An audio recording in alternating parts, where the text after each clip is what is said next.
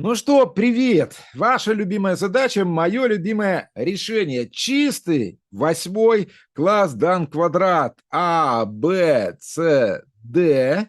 На стороне BC взята серединка, точка М, проведены отрезки АМ, МД и перпендикуляр АК.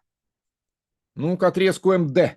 Площадь желтого треугольника, вот я напишу здесь S треугольника, равна 3. Нужно найти площадь всего квадрата нашего. А, Б, С, Д. Ну что ж, проверьте свои интуиции, покажите свое любимое решение, а мы дочитаем. Итак, мое любимое решение. Начну с конца, чтобы понимать логику, которой я шел, почему я так это сделал. Итак, если бы я знал площадь треугольника АМД, то площадь квадрата в 2 раза больше площади этого треугольника АМД. Это многие знают, понятно. В конце, может быть, покажу.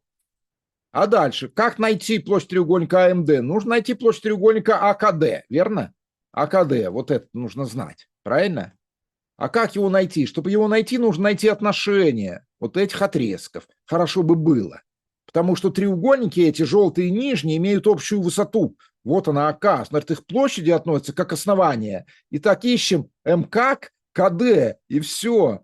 И задача будет решена. Ну что, посмотрите, что я сделаю. Я продолжу АК или продлю за точку К до пересечения с СД. И куда я попаду? Конечно, в серединку. А почему в серединку? Многие говорят, это очевидно. Как же это очевидно? Никак не очевидно. Нужно равенство треугольников рассмотреть. Каких?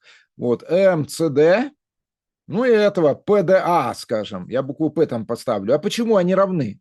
Что возникает вопрос, почему они равны? А потому что вот этот угол равен этому. А почему эти углы равны? Они дополняют, например, вот этот угол, кружочек до 90 градусов. Наши треугольники равны по катету CD равно АД и прилежащему острому углу. А что отсюда следует? Равенство МС и ПД. Значит, ПД это будет половина CD.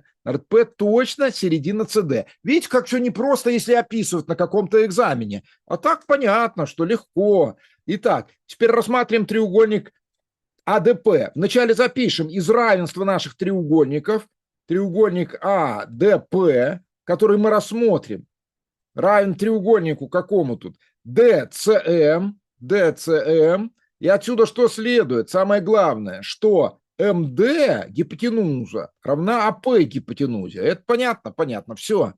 Все. А теперь внимание. Треугольники-то подобны. Какие? АДП, потом ДКП, пишу, АДП подобен треугольнику ДКП прямоугольному, ДК высота прямоугольного треугольника АДП, и дальше какому тут? АКД, да? Ну, если буквы перепутал здесь, при подобии, не обращайте внимания, это не принципиально, это суть договоренность. Все, они подобны, попарно подобны, все дела. Итак, КП я обозначу X. Тогда сколько будет КД?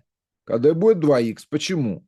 Потому что PD в 2 раза меньше, чем AD, верно? Поэтому если это X, то это 2х, верно? А тогда АК сколько будет? В 2 раза больше, чем КД, 4х, правильно? Это будет 4х. А тогда все АП сколько? АП, а? АП будет 4х плюс х 5х? 5х. Ну мы же сказали, что АП и МД равны.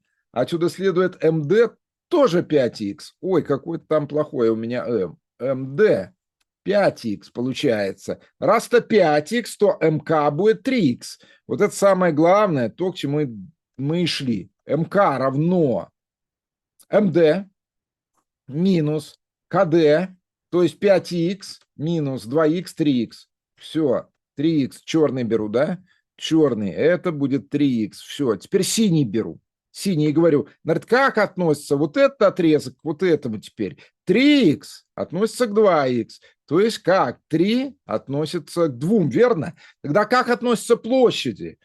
Зеленым напишу, что площадь треугольника АКМ, треугольника АКМ относится к площади треугольника АКД,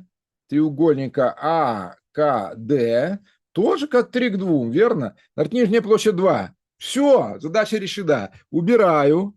Итак, скажу, что мы только что доказали, что вот это относится к этому, как 3 к 2. Тогда нижняя площадь АКД равна 2. Тогда площадь АМД равна 5. С треугольника АМД равна 3 плюс 2, 5. Ну и площадь нашего квадрата 10. Здорово.